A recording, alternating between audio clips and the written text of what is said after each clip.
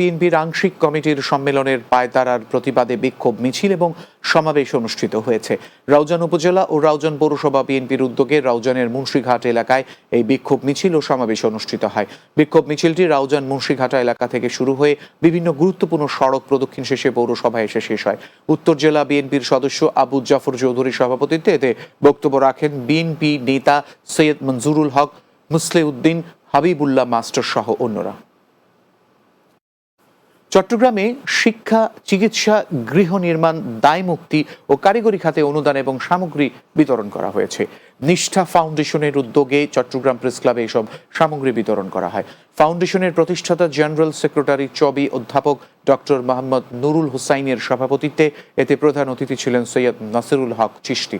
এছাড়া S fashion ওয়ার্ডসের MD Shahjahan Liton, port city বিশ্ববিদ্যালয়ের ডিন প্রফেসর মাইনুল হাসান চৌধুরী, মুক্তিযোদ্ধা দেওয়ান মাকসুদ আহমেদ সহ অন্যরা উপস্থিত ছিলেন।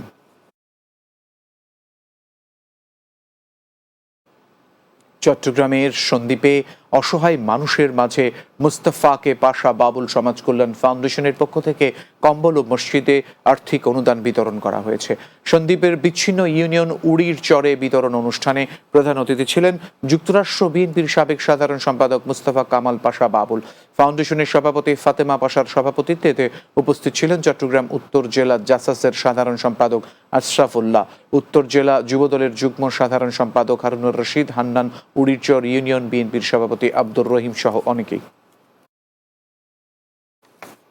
বাংলাদেশ ওয়েলফেয়ার সোসাইটির প্রতিষ্ঠাতা নাজিমউদ্দিন চৌধুরী অ্যানেলকে সংবর্ধনা দেওয়া হয়েছে। সৌদি প্রবাসী ব্যবসায়ী ও বাংলাদেশ ওয়েলফেয়ার সোসাইটির সৌদি আরব শাখার উদ্যোগে মক্কা মহানগরের একটি হোটেলে এই সংবর্ধনা দেওয়া হয়। বিশিষ্ট কলামিস্ট ও সংগঠক নাসির খান চৌধুরীর সভাপতিত্বে উপস্থিত ছিলেন ব্যবসায়ী ও রাজনীতিবিদ রাশিদুল আলম চৌধুরী, তরুণ ব্যবসায়ী ও সংগঠক মোহাম্মদ নাসির উদ্দিন, সাবেক ছাত্রনেতা মোহাম্মদ ইকবাল, এটিএন বাংলার সৌদি আরব প্রতিনিধি সাজিদুল ইসলাম সাজিদ সহ অন্যরা। দিনের বাংলা শেষ করব, তার আগে এক নজরে সবগুলো শিরোনাম জানাবো। প্রধান উপদেষ্টার কাছে চেয়ার কমিশনের সংস্কার প্রস্তাব, প্রতিবেদনের মাধ্যমে তৈরি হবে নতুন বাংলাদেশের চার্টার, বললেন ডক্টর ইউনূস। জিয়া আরফানেস ট্রাস্ট দুর্নীতি মামলায় খালেদা জিয়া ও তারেক রহমান সহ সবাই খালাস, প্রতিহিংসার বশবর্তী হয়ে এই মামলার রায়ে জানালেন আদালত। স্বৈরাচারের আমলে অপরাধ কার্যক্রম ও বিতর্কিত ভূমিকায় জড়িত সবাইকে ধরা হবে, জানালেন স্বরাষ্ট্র উপদেষ্টা।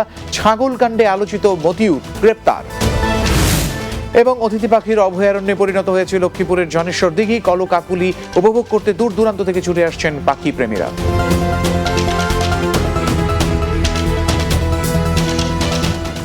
এই ছিল দিনের বাংলায়। আমাদের পরের খবর রাত 9টায় রাতের বাংলা দেখার আমন্ত্রণ রইল। এতক্ষণ সঙ্গে থাকার জন্য অনেক ধন্যবাদ।